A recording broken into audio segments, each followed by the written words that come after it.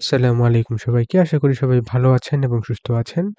আজকের এই ভিডিওতে আমরা শেখার চেষ্টা করব কিভাবে আপনি পাইথন দিয়ে প্রোগ্রামিং করতে পারেন এবং বিভিন্ন ধরনের পাইথনের টপিক নিয়ে আমরা আলোচনা করার চেষ্টা করব এবং এই ভিডিওটি হবে অনেকটা বিগিনার ফ্রেন্ডলি। সো আপনি প্রোগ্রামিং এর যদি কোনো বেসিক্স না জানেন, পাইথন সম্পর্কে এই ১ম শুনেছেন এরকমও হয়, আশা করি আপনি পাইথন সম্পর্কে শিখতে পারবেন এবং এই ভিডিও থেকে পাইথন দিয়ে কোড লিখতে এট লিস্ট আপনি পারবেন। আমরা সেই টার্গেট রেখেই আজকে এই ভিডিওটি তৈরি করলাম। সো আমাদের টপিক হচ্ছে variable mathematical operations, input output basics, data types, data structures, condition, loop, libraries, exception handling এবং আর কি শেখার মতো আছে। তো আমরা ১ম এই টপিক নিয়ে আলোচনা করি। সো আমরা একে একে সবগুলো টপিক নিয়েই কাজ করব। সো প্রথমত আমি একটা ফোল্ডার ক্রিয়েট করে নিয়েছি, যেখানে আমরা বিভিন্ন কোড লিখব এবং লিখার মাধ্যমে সেই কোড বা সেই টপিকের সিনারিওটা বোঝার চেষ্টা করব। সো এখানে আমরা ১ম এ একটা ফাইল ক্রিয়েট করতে হবে। সো কোড এডিটর হিসেবে আমি উইন্ডসার্ফ ইউজ করব। উইন্ডসার্ফ একটি কোড এডিটর যার মাধ্যমে আপনি ইজিলি কোড লিখতে পারবেন এবং আপনি ইজিলি ভিজুয়ালাইজ করতে পারবেন কোডের বিভিন্ন অংশ। সো উইন্ডসার্ফ আপনি গুগলে সার্চ করলে ডাউনলোড করতে পারবেন এবং ডাউনলোড করার পর আপনি যখন রাইট ক্লিক করবেন তখন আপনার রাইট ক্লিক অপশনের মধ্যে আপনি উইন্ডসার্ফের একটা অপশন পাবেন। সো এখানে যদি প্রেস করেন সেক্ষেত্রে আপনাকে এই স্ক্রিনে নিয়ে আসবে এবং এখান থেকে আপনি রাইট ক্লিকের মাধ্যমে ফাইল ক্রিয়েট করতে পারবেন। সো আমরা প্রথমত tutorial.py নামে একটি পাইথন ফাইল ক্রিয়েট করলাম এবং এই ফাইলের মধ্যে আমরা কোড লিখব। সো কোড লেখার পরে এখানে হচ্ছে প্লে বাটন আছে। প্লে বাটন প্রেস করলে আপনি আপনার কোডটা রান করতে পারবেন। এখন কোনো কারণে যদি আপনার প্লে বাটন কাজ না করে সেক্ষেত্রে আপনাকে যা করতে হবে সেটা হচ্ছে ভিউ ভিউতে না আপনাকে যেতে হবে, একটু সময় দিবেন আমি একটু চেক করে নেই। হ্যাঁ, ভিউ এর আন্ডারে এক্সটেনশনে যেতে হবে। এক্সটেনশনে যাওয়ার পর আপনি লিখবেন পাইথন। সো এটা লেখার পর আপনি পাইথন নামে একটি লাইব্রেরি পাবেন যা আপনাকে ইনস্টল করতে হবে। সো এটা ইনস্টল করার পর আপনি ইউজুয়ালি এটা পেয়ে যাবেন এই যে রান পাইথন ফাইলের অপশনটা।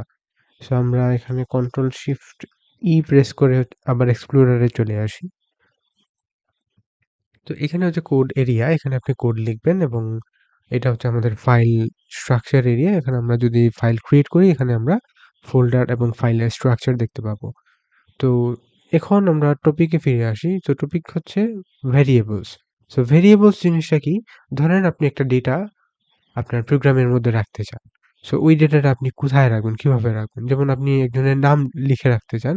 সো এই নামটা রাখার জন্য আমাকে একটা ভেরিয়েবল ক্রিয়েট করতে হবে। সো ভেরিয়েবলের জন্য আমার লিখতে হবে নেম ইকুয়াল, যেমন আমরা করিম লিখতে পারি। সো করিম লিখলে কি হবে? এই নেম একটা ভেরিয়েবল এবং এই ভেরিয়েবল ইকুয়াল দিয়ে আমি বললাম যে এই ভেরিয়েবলের মধ্যে রাখো করিম। আর ডাবল কোট মানে হচ্ছে এটা হচ্ছে একটা স্ট্রিং। এখানে আপনি দেখতে পাচ্ছেন বিভিন্ন ভেরিয়েবলের ডেটা টাইপ আছে। সো এই যে ডেটা টাইপস এর জন্য আলাদা একটা সেকশন আছে, তার বাদেও আমরা চেষ্টা করি কিছুটা আইডিয়া নেয়ার জন্য যে ইন্ট হচ্ছে কি ইন্টিজার ভেরিয়েবল, অর্থাৎ আপনি 0 থেকে যেকোনো নাম্বারকে আপনি ইন্টিজার বলতে পারেন। আর স্ট্রিং হচ্ছে এই যে আমি একজনের নাম লিখলাম করিম, সেটা হচ্ছে আমার স্ট্রিং। সো এটাকে আপনি স্ট্রিং বলবেন।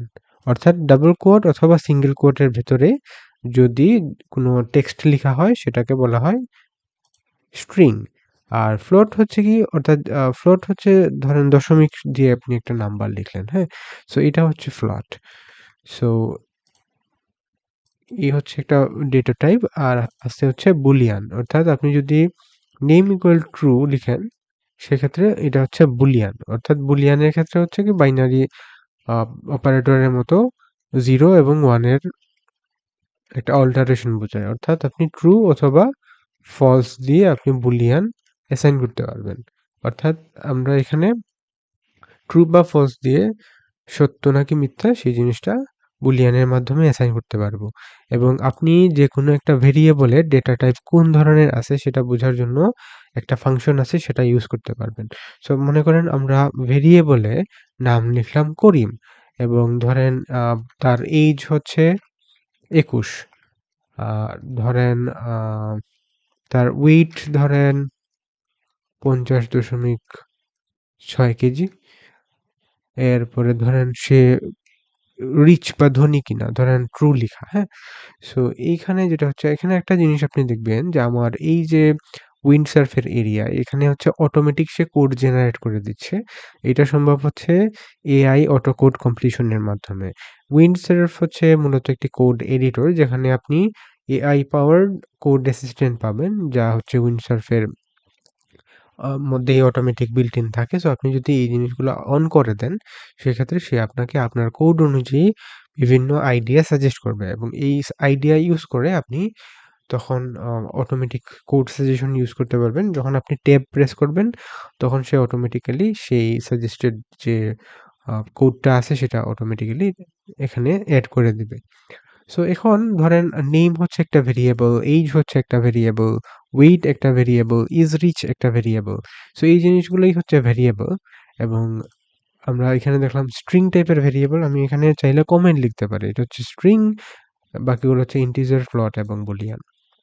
তো এই যে কমেন্ট মানে কি? একটা কোডের মধ্যে যদি আপনি সামনে হ্যাশ রাখেন, সেক্ষেত্রে এই অংশটা হচ্ছে কোডে এক্সিকিউট হবে না। যখন আপনি একটা কোড রান করেন, তখন কোডগুলো লাইন বাই লাইন রান হয়। অর্থাৎ ১ম এ ফার্স্ট লাইন জেনারেট হবে, পরে সেকেন্ড লাইন, পরে থার্ড লাইন, পরে ফোর্থ লাইন। এভাবে হচ্ছে প্রতিটা লাইন জেনারেট হবে। এখন এইখানে একটা বিষয়, যখন হ্যাশ দিয়ে আপনি যেকোনো কিছু লিখলেন, এটা হচ্ছে একটা কমেন্ট আকারে স্কিপ হয়ে যায়। অর্থাৎ কোড তখন বুঝতে পারে যে এখানে হচ্ছে এই অংশটা প্রিন্ট হবে না অথবা এক্সিকিউট হবে না। এখন পাইথনের ক্ষেত্রে যেটা করতে হয় আপনাকে সেটা হচ্ছে যে পাইথনের মধ্যে সিনট্যাক্স মেইনটেইন করাটা খুবই ইম্পোর্টেন্ট। যেমন আমরা যখন লুপের মধ্যে আসবো, লুপ হচ্ছে আপনি একই জিনিস বারবার রিপিট করা হচ্ছে লুপ। অর্থাৎ আপনার একটা সিরিজ অফ ডেটা আছে, সেই ডেটার মধ্যে আপনি যখন একে ডেটাগুলোকে অ্যাক্সেস করবেন সেটা লুপের মাধ্যমে করতে হয়, সেটা আমরা পরে আসতেছি।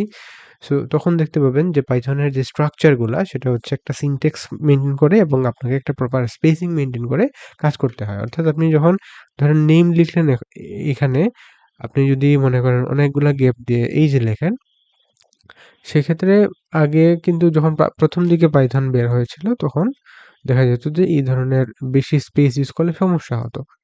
তবে এখন কিন্তু এই ধরনের সমস্যাটা আসলে আর হয় না। তবে কিছু ক্ষেত্রে যেমন ওই যে লুপের কথা বললাম, ওইখানে অবশ্যই আপনাকে স্পেসিংটা প্রপারলি মেইনটেইন করতে হবে। অর্থাৎ আমরা যখন লুপে আসবো তখন আমরা আসলে আর এই জিনিসটা আরেকটু ডিটেইলসে আলাপ করব। সো আমরা চলে আসি ম্যাথমেটিক্যাল অপারেশনে। তবে এখানে একটা বিষয় আছে।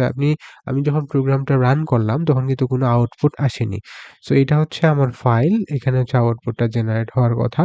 কিন্তু এখানে কিছুই আসেনি। অর্থাৎ আমরা কিছু প্রিন্ট করিনি। সো আমরা চেষ্টা করি আ এই যে নামটা আছে, নামটা প্রিন্ট করার জন্য। সো আমরা যদি নামটা প্রিন্ট করি, এখানে আমরা প্রিন্ট নামের একটা ফাংশন আছে। এটাকে বলা হয় ফাংশন। অর্থাৎ আপনি যখন এই যে ব্র্যাকেটের মধ্যে কিছু লিখবেন, তখন এই জিনিসটাকে বলা হয় ফাংশন। এই যে আমি যখন মাউস কার্সর রাখতেছি, এখানে আপনি দেখতেছেন যে ফাংশন কথাটা লেখা আছে। ফাংশনের কাজ কি? ফাংশনের কাজ হচ্ছে যে আপনার প্রিডিফাইন্ড কিছু জিনিস লিখা থাকে। আপনি ওই জিনিসটার নাম ধরে কল করলে ওইটা তার ভেতরের প্রসেসিং করে আপনাকে একটা আউটপুট জেনারেট করে দেয়। সো এটাই শর্টকাটে হচ্ছে ফাংশনের কাজ। এখানে দেখেন এই যে প্রিন্ট ফাংশন এটার কাজ হচ্ছে কি প্রিন্ট ভ্যালুস টু এ স্ট্রিম, অর্থাৎ আমরা যখন আউটপুটে কিছু দেখতে চাই সেক্ষেত্রে অবশ্যই প্রিন্ট ইউজ করতে হবে। আর প্রিন্টের ভেতরে হচ্ছে আমরা একটা প্যারামিটার পাস করব। ওই প্যারামিটারটা হচ্ছে ভেরিয়েবল যেটা আমরা পাস করতে চাই সেটার নাম। এখন আপনি চাইতে পারেন যে একাধিক ভেরিয়েবল প্রিন্ট করবেন। সো আমরা প্রথমত প্রিন্ট করার চেষ্টা করি নাম। এখানে দেখতে পাচ্ছেন যে করিম নামটা প্রিন্ট হয়েছে। এখন আপনি চাচ্ছেন যে হ্যালো করিম। যেমন আমরা লিখতে পারি হ্যালো, তারপরে আপনি এখানে লিখলেন করিম মানে নেম, হ্যালো করিম। সো এখানে দেখেন আমরা কমা দিয়েছি, দেওয়ার পর এই যে ভেরিয়েবলটা লিখলাম এবং এই যে হ্যালোটা এটা হচ্ছে একটা স্ট্রিং। সো আমরা যদি এখানে রান করার চেষ্টা করি আপনি দেখতে পাচ্ছেন হ্যালো করিম এবং স্পেসটা কিন্তু অটোমেটিক চলে আসে। যেহেতু আমরা এখানে কমা ইউজ করি এই কারণে হচ্ছে স্পেসটা অটোমেটিক্যালি চলে আসে। এখন আপনি চাচ্ছেন যে না, স্পেস আসবে না। সেক্ষেত্রে হচ্ছে আপনি অবশ্যই এন্ড নামে একটা জিনিস এড করতে পারেন। And equal to nothing. So এখানে কি হবে? এখানে কোনো নিউ লাইন থাকবে না। অর্থাৎ হ্যালো করিমের পরে আমরা যদি এন্ডটা সরিয়ে দেই, দেখেন এখানে কিন্তু একটা স্পেস থাকে। যেমন আমরা যদি অন্য কিছু প্রিন্ট করি, যেমন এইজ, ওয়েট, ইজ রিচ, এই সবগুলা জিনিসই যদি প্রিন্ট করি, এখানে দেখেন স্পেস থাকতেছে। যদি আমরা লাস্টে এন্ড কথাটায় কিছুই না দেই, সেক্ষেত্রে কি হবে দেখেন, যেমন প্রথমটার মধ্যে দিই, দেওয়ার পরে এখানে দেখবেন যে হ্যালো করিমের পরে স্পেস, মানে নিউ লাইনটা কিন্তু চলে গেছে। স্লেশেন নামে একটা ক্যারেক্টার আছে যা হচ্ছে নিউ লাইন বোঝায়। তো প্রোগ্রামিং এ আমরা যখন স্লেশেন ইউজ করি, যেখানে দেখতে পাচ্ছেন প্রথম ক্ষেত্রে কিন্তু করিমের পরে নিউ লাইন আসেনি, কিন্তু এখানে কিন্তু নিউ লাইনটা আসছে। অর্থাৎ আপনি প্রিন্টের মধ্যে বিভিন্ন ধরনের প্যারামিটার পাস করতে পারবেন। তো প্যারামিটার জিনিসটা কি? একটা ফাংশনের মধ্যে যখন আপনি ফার্স্ট ব্র্যাকেট ইউজ করবেন, সেখানে হচ্ছে বিভিন্ন ধরনের প্যারামিটার থাকে। এই যে এখানে দেখতেছেন সেপারেটর, তারপরে আছে এন্ড, তারপরে ফাইল, তারপরে ফ্লাশ। এই যে সেপারেটর, এখানে সেপারেটরের কাজ কি? দুইটা ভ্যালুর মধ্যে আপনি যে কোনো কিছু এড করতে পারবেন। যেমন ধরেন আমরা হ্যালো এর পরে দিলাম সেপারেটর নিউ লাইন, বা ধরেন মাইনাসই ভালো। এখন কি করবে? এই যে আগে ছিল স্পেস, স্পেসের বদলে এখানে মাইনাস চলে আসছে। সো এইভাবে হচ্ছে আপনি সেপারেটর এড করতে পারবেন, এন্ড এড করতে পারবেন। অর্থাৎ এন্ডে কি থাকবে, সেপারেটর হিসেবে কি থাকবে, এই জিনিসগুলো হচ্ছে প্রিন্টের মধ্যে সেট করা যায়। এখন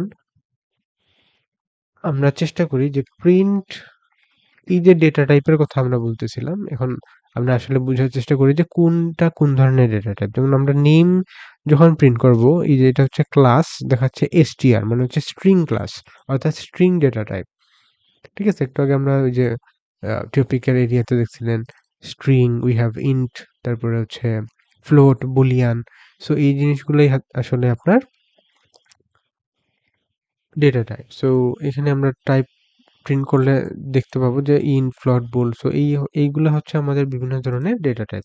এখন আপনি যদি এখানে ট্রুটাকে ডাবল কোটের ভেতরে নিয়ে আসেন, সেক্ষেত্রে এটা কিন্তু স্ট্রিং এ কনভার্ট হয়ে যাচ্ছে। অর্থাৎ এটা তখন আর বুলিয়ান থাকতেছে না। অর্থাৎ আপনি যখন সরাসরি ট্রু লিখবেন, তখন সে বুলিয়ান। এখানে আরেকটা বিষয় আছে, ধরেন আপনি লিখলেন 1, 1 হচ্ছে ইন্টিজার। ঠিক আছে? সো আপনি এখানে যাই সেট করবেন, সেটাই কিন্তু আপনার অটোমেটিক্যালি সে বুঝে নিবে। অর্থাৎ এখানে আপনাকে আলাদা করে অ্যাসাইন করতে হবে না যে না এটা হচ্ছে বুলিয়ান নাকি ইন্টিজার। সো এটা হচ্ছে ভেরিয়েবলের পার্ট। আমরা আসি ম্যাথমেটিক্যাল অপারেশনে। এখন ধরেন দুইটা সংখ্যাকে আপনি যোগ করতে চান। যেমন a = 1, b = 2, c = 3। ঠিক আছে? তো এটা কিভাবে করবেন? সেটা হচ্ছে প্লাসের মাধ্যমে, অর্থাৎ এড হবে। অর্থাৎ দেখতেছেন এখানে এড হচ্ছে, আমরা চাইলে বিয়োগ করতে পারি a - b - c। ঠিক আছে? এই যে যোগ বিয়োগ সবকিছুই আপনি করতে পারবেন। এখন দেখা গেল d তে হচ্ছে একটা, ধরেন 2.6 থাকতেছে, হ্যাঁ? এখানে যোগ করলাম, যোগ করলেও হবে, আবার বিয়োগ করলেও হবে। অর্থাৎ ২ ধরনের ডেটা টাইপেই আপনি যোগ বিয়োগ সবই করতে পারবেন। আচ্ছা, এখন ধরেন আপনি ভুল করে কোথাও লিখে ফেললেন ট্রু। ঠিক আছে? তাহলে কি হবে? ট্রু এর ভ্যালু হচ্ছে সবসময় 1 থাকে। আমরা একটু বোঝার চেষ্টা করি। ধরেন a = 1, b = true। ঠিক আছে? এখন আমরা চেষ্টা করব a + b, এখন ভাগ করাই বা যোগ করি, যাই করি, এগুলো হচ্ছে অপারেটর, হ্যাঁ? এগুলো হচ্ছে বিভিন্ন ধরনের অপারেটর। যেমন ধরেন যোগ, বিয়োগ, গুণ, ভাগ। তারপর হচ্ছে পার্সেন্টেজ, মানে হচ্ছে ভাগশেষ। এটা হচ্ছে পাওয়ার। এটা হচ্ছে ভুলে গেলাম। এটা হচ্ছে এডিশন, সাবট্রাকশন, মাল্টিপ্লিকেশন। এই যে এটা হচ্ছে ফ্লুইড ডিভিশন, মানে হচ্ছে ভাগশেষ থাকবে না, এখানে হচ্ছে ডিভিশন থাকবে। ঠিক আছে? আচ্ছা, এটা হচ্ছে মডিউলাস, ভাগফল, ভাগশেষ, তারপরে ভগ্নাংশ। এরকম যে বিষয় আশয় আছে, এগুলো হচ্ছে আপনি এইভাবে করতে পারবেন। ঠিক আছে? আরেকটা বিষয় আছে, ধরেন 0। এখন আপনি চাচ্ছেন যে a/b প্রিন্ট করতে। সেক্ষেত্রে আপনি দেখবেন যে a কে b দিয়ে ভাগ করা যায় না। কারণ হচ্ছে কি, b এর ভ্যালু 0 এবং 0 দিয়ে কোনো কিছুকে ভাগ করা যায় না। এই কারণে হচ্ছে জিরো ডিভিশন এরর আসতেছে। এখানে দেখতেছেন trace back, most recent call last. এরপরে ফাইলের নাম দেখাচ্ছে ইন মডিউল প্রিন্ট এ ভাগ বি। তো এখানে জিনিসটা হচ্ছে কি যে এখানে 0 দিয়ে তারা ভাগ করতে পারতেছে না। সো এই পার্টটা আমরা এক্সেপশন হ্যান্ডলিং এর মাধ্যমে কভার করতে পারবো। সো এক্সেপশন হ্যান্ডলিং এর কাজ কি? এখানে হচ্ছে ধরেন এটাকে বলা হয় এক্সেপশন। যখন আপনি একটা প্রোগ্রাম রান করলেন, তখন সে একটা এরর দেখাচ্ছে। অর্থাৎ এটা হচ্ছে এক্সেপশন। সো আমরা কিভাবে এটাকে সলভ করব? ধরেন এই জিনিসটা কিন্তু সবাই বুঝবে না। সো একজন ইউজার যাতে সুন্দরভাবে বুঝতে পারে সেটার জন্য আমাদের except zero division error দিতে হবে। সেক্ষেত্রে যদি আমরা রান করি, এখানে কিন্তু আর তখন ওই যে ট্রেস ব্যাক এর জিনিসটা আসতেছে না। সে বলতেছে ক্যান নট ডিভাইড বাই 0। অথবা লিখতে পারেন যে you have to enter a non-zero value for b।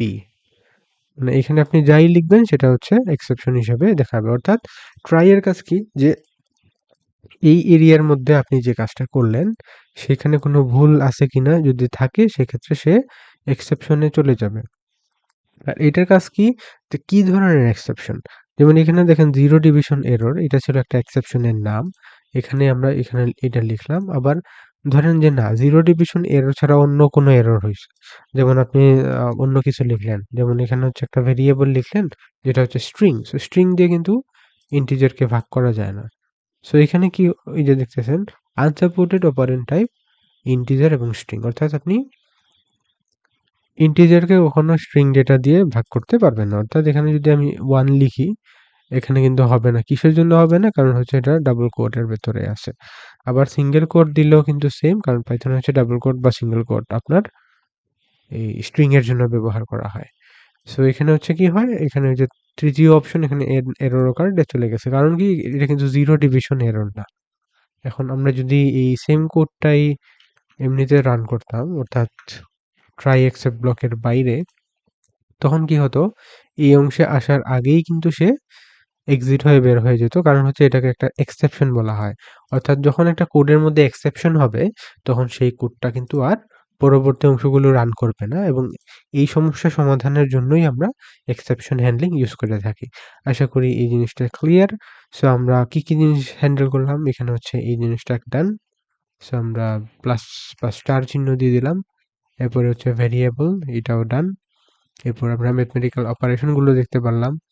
তারপরে এখানে হচ্ছে ইনপুট আউটপুটের বেসিক এর বিষয়টা বুঝাবো। আবার ডেটা টাইপের কাজটাও কিন্তু আমরা শিখে নিলাম।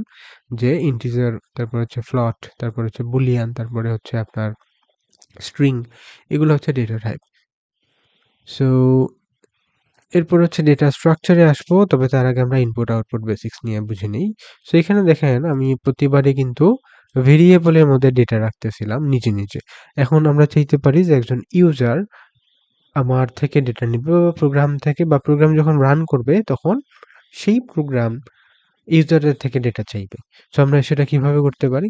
এই জিনিসটা রাখি কিন্তু আমরা যেটা করব যে এখানে একটা ভেরিয়েবল আমরা ইনপুট নামে একটা ফাংশন আছে ওই যে প্রিন্টের মতোই এবং এখানে আমরা কি করতে পারি? আমরা ইউজারকে বলতে পারি যে প্লিজ আমরা একটা নাম্বার চাই আপনি একটা নাম্বার লিখেন। আবার বি এর কাজ হচ্ছে same enter A number two অথবা এন্টার নাম্বার ফর এ।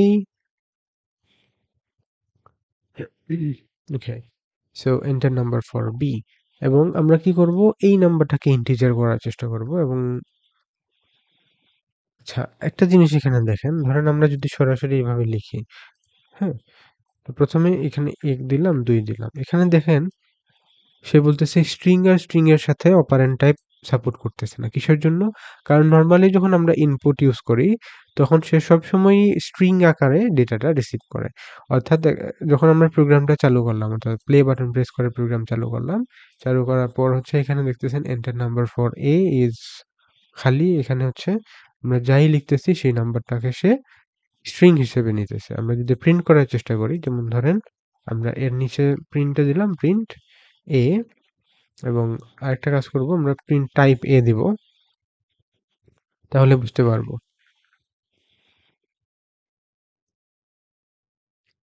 আচ্ছা এখানে ধরেন 1 2 3 4 5 6 লিখলাম আবার সেম সেম জিনিস।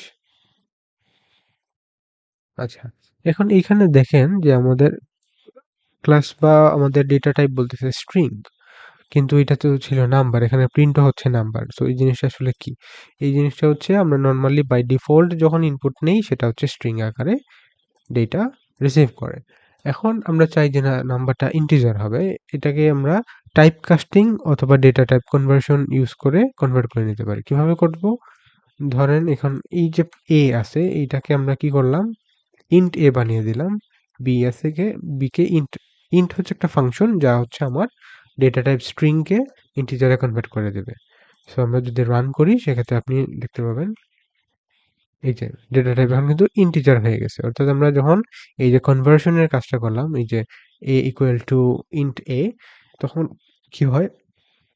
এই যে ডেটাটা আছে সেটা আপনার ইন্টিজার থেকে আই মিন স্ট্রিং থেকে ইন্টিজারে কনভার্ট হয়ে যায়।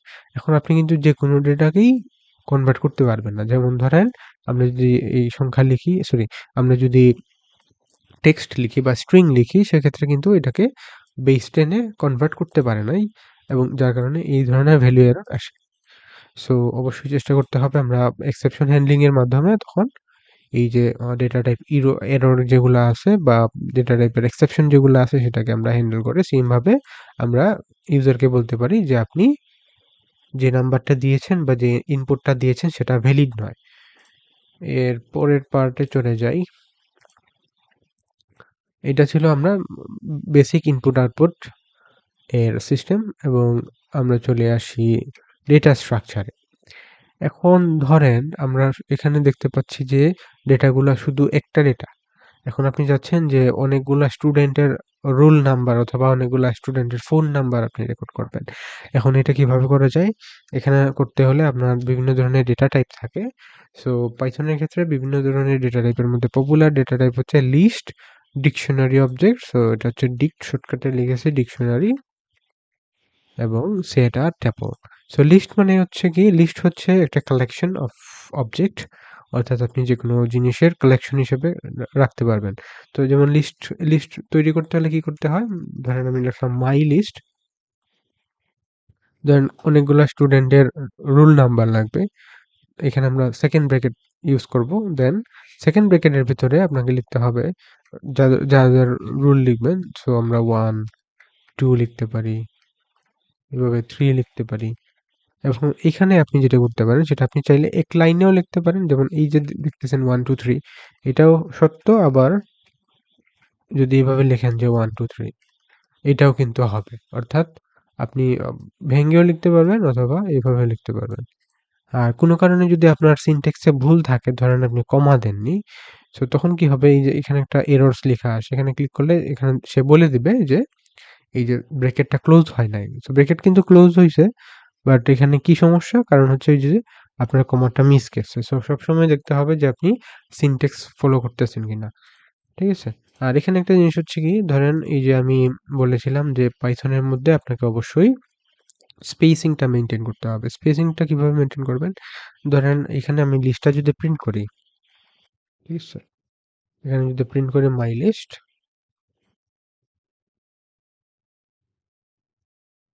বাকিগুলো কেটে দেই। সো মাই লিস্ট প্রিন্ট করলে কি হবে? এই যে এখানে সবগুলোই প্রিন্ট হচ্ছে। কিন্তু আমি চাই যে আমার এই লেখাগুলো হচ্ছে প্রতিটা আলাদা লাইনে শো হবে এবং এই যে সেকেন্ড ব্র্যাকেট সেটা থাকবে না। কিভাবে হবে? এটার জন্য হচ্ছে আমরা লুপ ফলো করতে হবে। এখন লুপের বিষয়টা কিভাবে আসে? ধরেন এই যে আমরা কি করব? ফর মানে পাইথনে ধরেন লুপটা হচ্ছে ২ ধরনের। একটা হচ্ছে ফর লুপ, একটা হচ্ছে while লুপ। সো ফর লুপের ক্ষেত্রে কি হয়? যে আমরা একবারই লুপটা চালাই। আর যদি এরকম হয় যে না আপনি লুপটা বারবার চালাতে চান অথবা লুপটা ততবার চলবে যতক্ষণ একটা সার্টেন কন্ডিশন মিট না হয় তখন হচ্ছে while লুপ। সো আমরা আপাতত ফর লুপটা বুঝি। ফর লুপের ক্ষেত্রে লিখতে হবে ফর i হচ্ছে একটা ভেরিয়েবলের নাম অর্থাৎ এই ভেরিয়েবল দিয়ে একটা আইটেমকে এখানে স্পেসিফাই করা হবে এবং মাই লিস্ট হচ্ছে এই যে আপনার লিস্ট অবজেক্ট এবং প্রিন্ট i এটা যদি করি এখানে হচ্ছে দেখেন প্রতিটা তার নিজ নিজ লাইনে শো করতেছে। এখন আমরা যদি এরকম চাই ধরেন আমার নাম্বার আছে ধরেন ৫টা, ঠিক আছে? নাম্বার ধরেন ৫টা আছে। আমরা ফর লুপ চালাই এখানে দেখতেছেন যে ৫টাই জেনারেট হচ্ছে। ওকে। এখন আমরা চাই যে ধরেন আমি চাচ্ছি ১ থেকে ১০০ প্রিন্ট করব এবং আমার ইনিশিয়াল নাম্বার হচ্ছে 0 এবং আমি চাচ্ছি যে ম্যাক্স নাম্বার ১০০। এখানে আরেকটা বিষয় খেয়াল রাখতে হবে। আপনি যখন ভেরিয়েবলের নাম সেট করবেন, ভেরিয়েবলের নামের ক্ষেত্রে অবশ্যই আপনি যেকোনো কিছু কিন্তু ভেরিয়েবলের নাম হিসেবে লিখা যায় না। যেমন আপনি যদি 1, 2, 3 দিয়ে লিখেন, সেটা কিন্তু ভেরিয়েবল হিসেবে অ্যাসাইন করা যাবে না। কারণ হচ্ছে ভেরিয়েবলের কিছু রুলস থাকে। রুলসটা হচ্ছে দুঃখিত। রুলসটা হচ্ছে 1, 2, 3 এইভাবে যেকোনো সংখ্যা দিয়ে অবশ্যই একটা ভেরিয়েবল তৈরি হবে না। অর্থাৎ আপনার ভেরিয়েবল অবশ্যই ইন্টিজার দিয়ে আই মিন স্ট্রিং বা ক্যারেক্টার দিয়ে শুরু হবে। অর্থাৎ A দিয়ে এরপর আপনি 1, 2, 3, 4, 5 যা ইচ্ছা লিখতে পারেন। আবার এখানে কিন্তু ডলার সাইন ইউজ করা যাবে না। অর্থাৎ এই ধরনের কিছু ক্যারেক্টার আছে যেগুলো হচ্ছে আপনি অবশ্যই এভয়েড করতে হবে। তবে আপার কেস বা লোয়ার কেস যদি ইউজ করেন সেক্ষেত্রে কিন্তু সেটা ইউজ করা যাবে। এখানে আরেকটা বিষয় থাকে, যেমন ধরেন ABC ইকুয়াল টু যদি লিখেন 1, 2, 3 বড় হাতের A, ছোট হাতের B, ছোট হাতের C, এইটা 2, 3, 4 এরকম মানে এটা যদি লিখেন সেক্ষেত্রে কিন্তু এরা আলাদা ভেরিয়েবল বোঝায়। ঠিক আছে? যেমন আমি যদি প্রিন্ট করি, যেমন ধরেন প্রিন্ট ABC যদি প্রিন্ট করি, আবার নিচে প্রিন্ট করি ABC, এটা এই অংশটা আমরা বাদ দিয়ে দিলাম ধরেন। এখানে দেখেন আম এটা পুরোটাই কিন্তু কেস সেনসিটিভ। অর্থাৎ আপার কেস থাকলে যদি মানে একটা ভেরিয়েবলের মধ্যে আপার কেস থাকে সেক্ষেত্রে সেটা কিন্তু অন্য একটা ভেরিয়েবল হিসেবে গণ্য হবে। আবার যদি লোয়ার কেস থাকে সেটা অন্য একটা ভেরিয়েবল হিসেবে গণ্য হবে। সো ভেরিয়েবল নেমিং এর ক্ষেত্রে অবশ্যই আপনাকে এই জিনিসটা খেয়াল করতে হবে এবং ফিরে আসি আমাদের সেই আবার লুপের মধ্যে। সো লুপের মধ্যে আমরা কন্ডিশনও বুঝার চেষ্টা করব। আচ্ছা, আরেকটা জিনিস দেখেন, ডিকশনারি সেট টাপল। সো আমরা আগে কন্ডিশনটা বুঝি। ধরেন আমার মেক্সিমাম নাম্বার আমি চাই ১০০।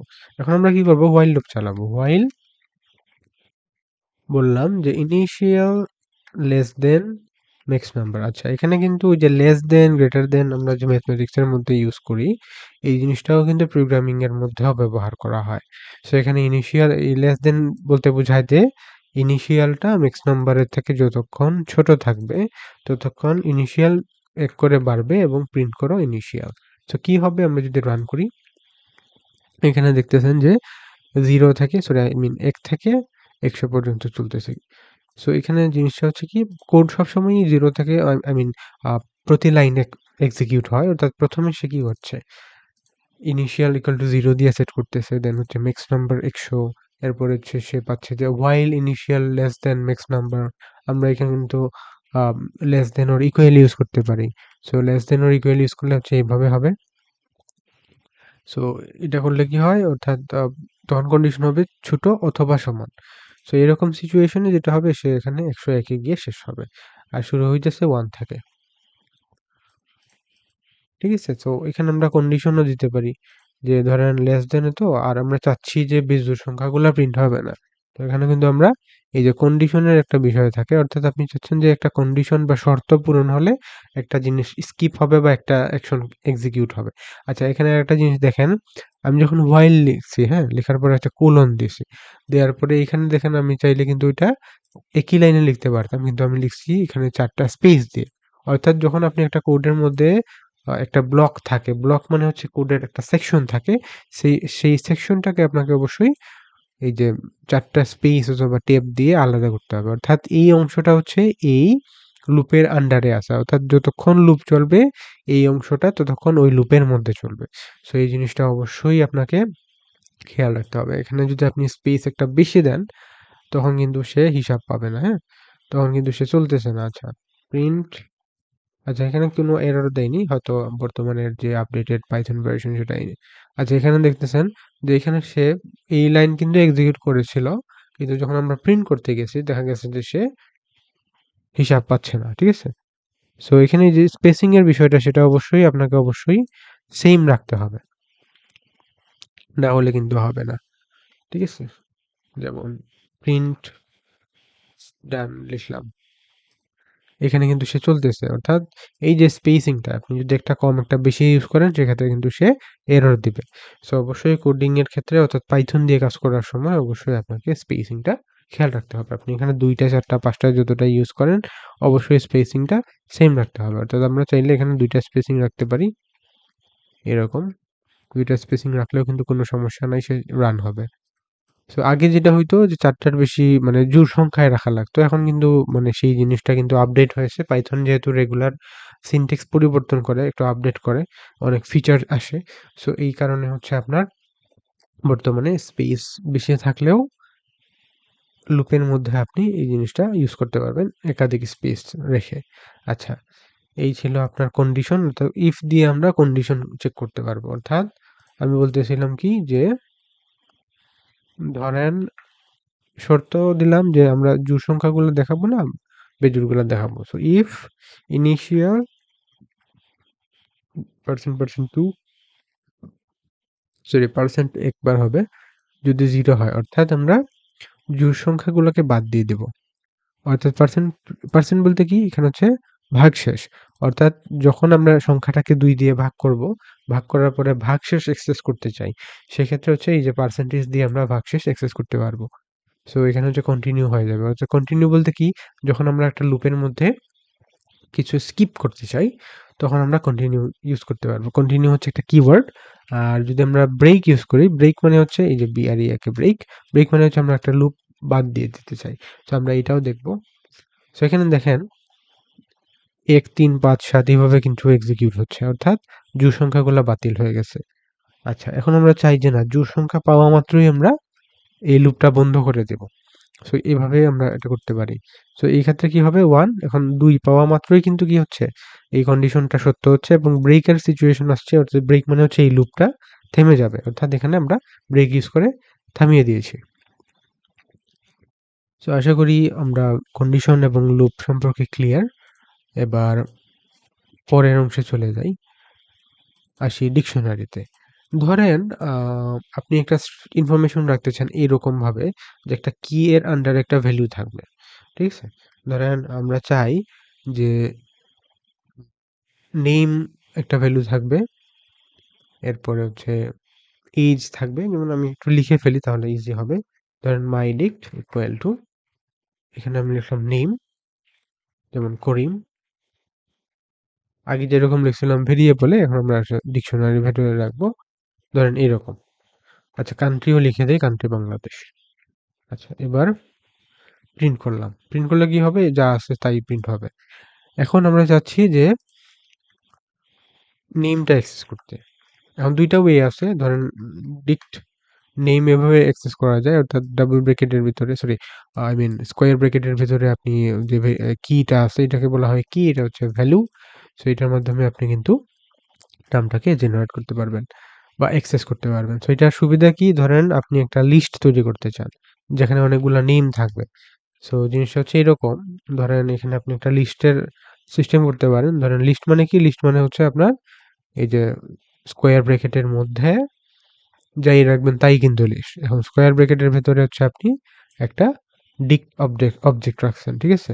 এখন আপনি চাইলে ফর লুপ চালাতে পারেন। For name in for person, ধরেন এগুলো হচ্ছে পার্সন বললাম, ফর পার্সন ইন mydict, ঠিক আছে? এবং আমরা চাচ্ছি যে পার্সনের নাম প্রিন্ট হবে। তো এখানে দেখেন করিম প্রিন্ট হচ্ছে।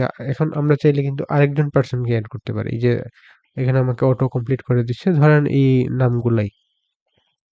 তো এখানে কি হচ্ছে, এই যে কমা দিয়ে আমরা জিনিসটাকে একটা লিস্ট আকারে তৈরি করলাম এবং এই লিস্টের মধ্যে ফর লুপ চালানোর পরে আমরা রহিম, করিম এবং সুলতানা তাদের এই যে নাম আমরা এখানে প্রিন্ট করতে পারতেছি। আচ্ছা, এখন আপনি চাইলে ধরেন এখানে একটা কন্ডিশন দেয়া যেতে পারে যে এখানে এদের এইজটা চেঞ্জ করে দেই।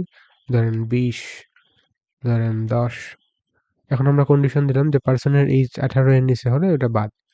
সো এখানে যদি রান করি, এখানে হচ্ছে যাদের ১৮ এর উপরে আছে তাদের নামটা প্রিন্ট হচ্ছে। সো এইভাবে আপনি কন্ডিশন ইউজ করতে পারবেন।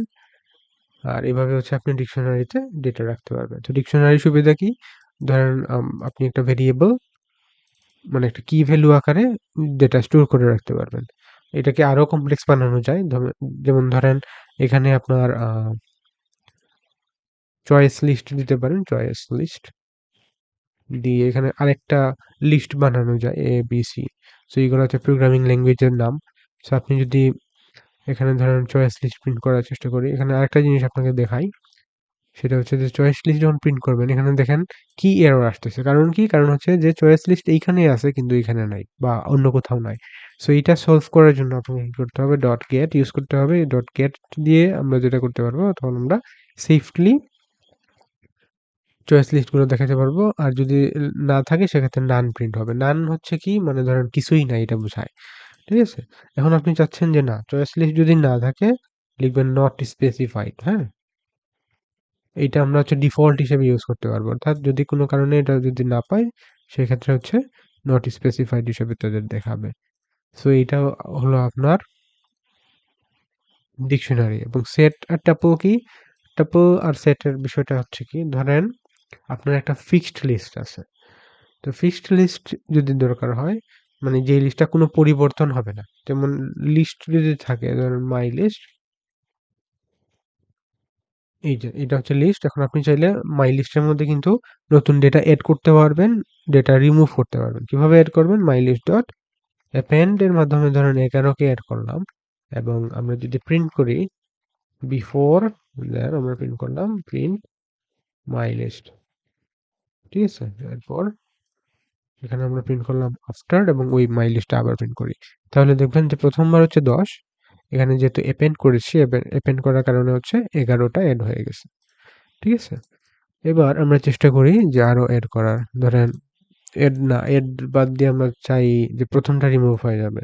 সো এটা কিভাবে করব, মাই লিস্ট ডট রিমুভ। আমরা চাইলে কিন্তু স্পেসিফিক টেক্সট বা স্পেসিফিক আইটেমটাকে খুঁজে রিমুভ করতে পারি, অথবা যদি চাই প্রথমটা পপ হবে, মানে রিমুভ হবে, অর্থাৎ পপ 0, আমরা বললাম যে প্রথমটা রিমুভ আফটার পপ, অর্থাৎ এখানে 0তম ইন্ডেক্স।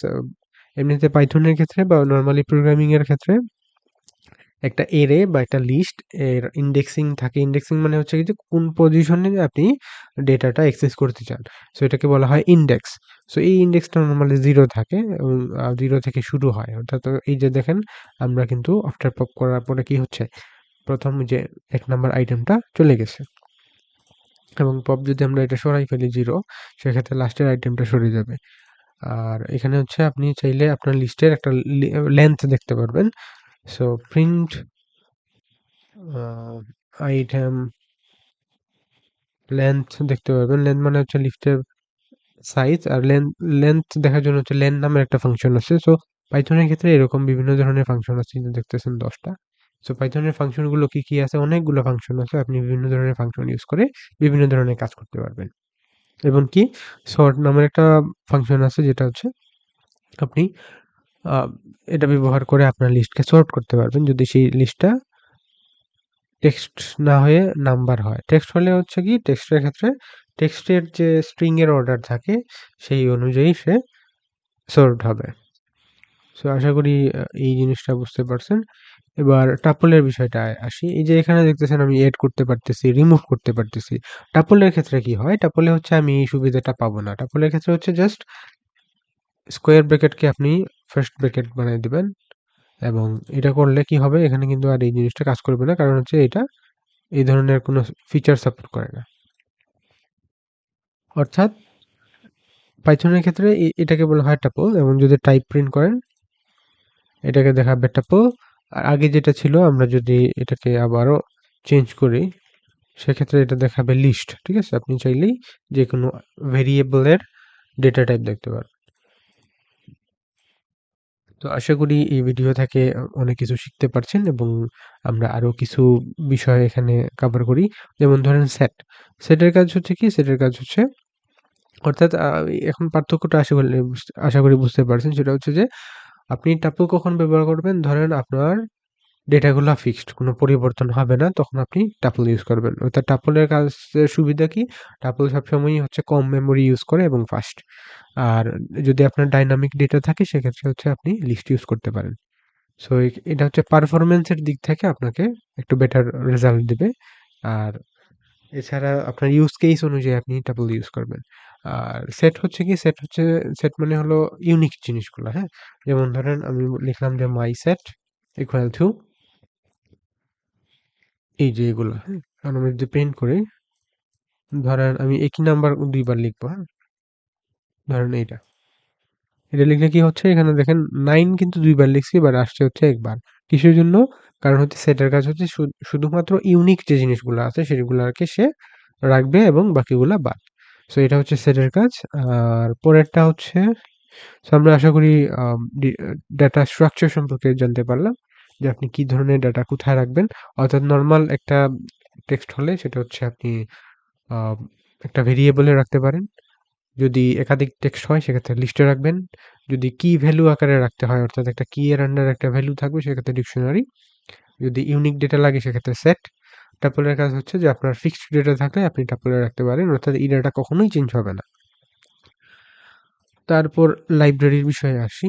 সো লাইব্রেরি হচ্ছে কি, ধরেন এমন কিছু জিনিস আপনার দরকার যা অনেক সময় পাইথনে বিল্ট ইন থাকে না।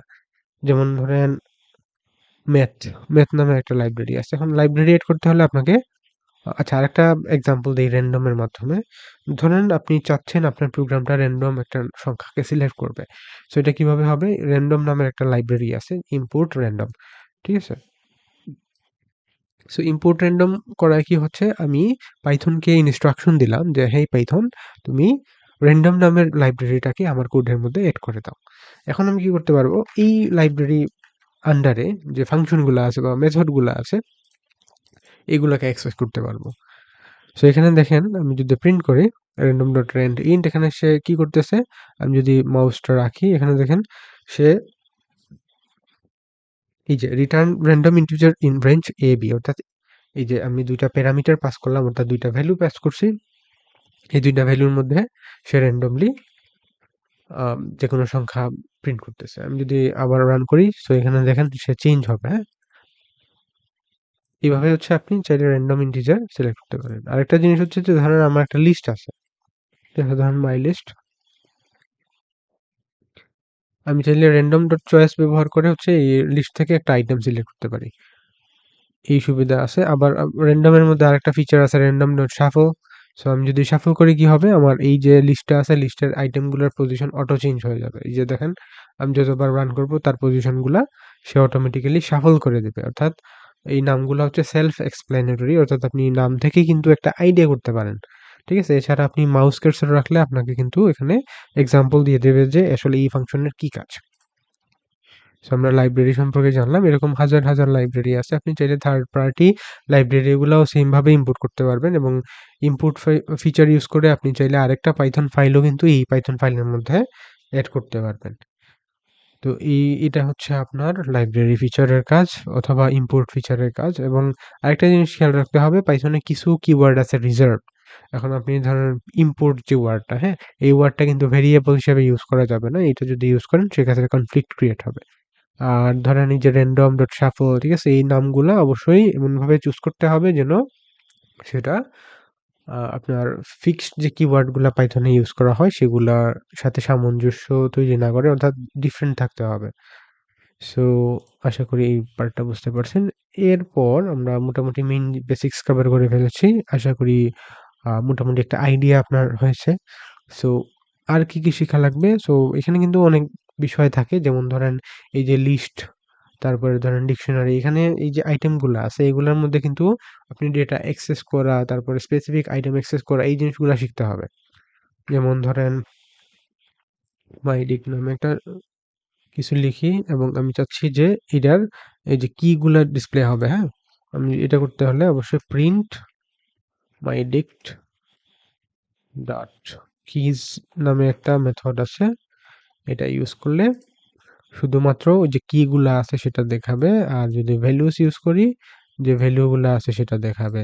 আবার ডট আইটেমস করলে কি হবে? এটা হচ্ছে একটা টাপল আকারে দেখাবে, যা কালেকশন অফ কি এবং ভ্যালু পেয়ার। তো আশা করি এই ভিডিও থেকে অনেক কিছু শিখতে পারলেন এবং আপনাকে পাইথনের আরো ডিটেইলসে জানতে হলে এই যে এই ফাংশনগুলার নাম জানতে হবে এবং সেটা জানার জন্য আমরা বিভিন্ন ওয়েবসাইট পাই এবং তার মধ্যে ধরেন এখানে আমরা W3 স্কুল নামের একটা ওয়েবসাইট আছে। সো এইখানে আপনি চাইলে পাইথনের হোম, তারপরে এখানে অনেক কিছুই কিন্তু আপনি আসলে শিখতে পারবেন। অর্থাৎ ইন ডিটেইলস এ শিখা সম্ভব হবে। এরপর আপনি এই যে স্কিল বা এই যে ডিটেইলস গুলা শিখলেন, অর্থাৎ এখানে সবকিছুই যে শিখতে হবে এমন না। আপনি দেখে, দেখে কিছু জিনিস শিখার চেষ্টা করবেন। তো শিখার পর আপনি কিভাবে আসলে প্র্যাকটিস করবেন? প্র্যাকটিস করাটা কিন্তু খুবই ইম্পোর্টেন্ট এখানে। সো প্র্যাকটিস করার জন্য আপনাকে আগে একটা ইমাজিনারি সিচুয়েশন চিন্তা করতে হবে যে, না আমি আমার প্রোগ্রামটা এই কাজটা করবে, হ্যাঁ? এরপরে হচ্ছে আপনি প্রোগ্রামটাকে ইনস্ট্রাকশন দিতে হবে। তো ইনস্ট্রাকশন দেওয়ার জন্য কি হবে? যেমন আমি একটা সিম্পল এক্সাম্পল দেই। যেমন ধরেন আপনি চাচ্ছেন একটা ক্যালকুলেটর বানাবেন। যেটা হচ্ছে যোগ, বিয়োগ, গুণ, ভাগ করবে, হ্যাঁ? এখন আপনার কি, কি দরকার? ১ম দরকার হচ্ছে ইউজারের থেকে ইনপুট।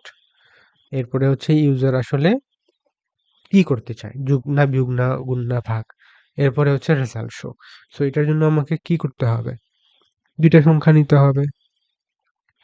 ঠিক আছে? আমরা তার জন্য কি করব? ইনপুট এন্টার এ নাম্বার দেন আমরা আরেকটা সংখ্যা নিলাম। এখানেও বললাম এন্টার এ নাম্বার। ধরেন এন্টার এ নাম্বার 1, 2 হ্যাঁ? এরপরে আম আমরা এখানে প্রিন্ট করে ইউজারকে বললাম যে চুজ অপারেশন হ্যাঁ? Choose an operator. এখন সে অপারেটরটা চুজ করল। এখন আমরা চাইতে পারি যে না অপারেটর ঠিক আছে কিনা, হ্যাঁ? দেখতে হবে যে আমরা কমান্ডে লিখলাম যে ভ্যালিডেট অপারেটর, সরি ভ্যালিডেট। এখানে আমরা দেখলাম যে অপারেটর ঠিক আছে কিনা, হ্যাঁ? এখানে দেখতেছেন যে ইফ দিয়ে কন্ডিশন ইউজ করলাম, কন্ডিশন ইউজ করে দেখতেছি ডাবল ইকুয়াল এর কাজ হচ্ছে কি যে সে চেক করে যে এটা ইকুয়াল কিনা, সমান কিনা, হ্যাঁ? আবার ধরেন ওই যে লেস দেন এর কাজ ছিল ছোট কিনা, গ্রেটার দেন এর কাজ ছিল বড় কিনা। এই জিনিসগুলা কিন্তু আপনাকে এডিশনালি শিখতে হবে। সো আশা করি এই জিনিসগুলা W3 স্কুলের ওয়েবসাইট থেকে আপনি শিখতে পারবেন এবং এখানে দেখতেছেন যে প্রিন্ট এ বি। সো এই জিনিসটার কাজ হচ্ছে কি যে ইন্টিজারে কনভার্ট করে দিতেছে, হ্যাঁ? আর যদি এরকম অপারেটর সে না বুঝে সে বলবে ইনভ্যালিড। এখন এটা যদি আমি রান করি, এখানে সে বলবে আমি একটা নাম্বার চাই। এখানে দিলাম।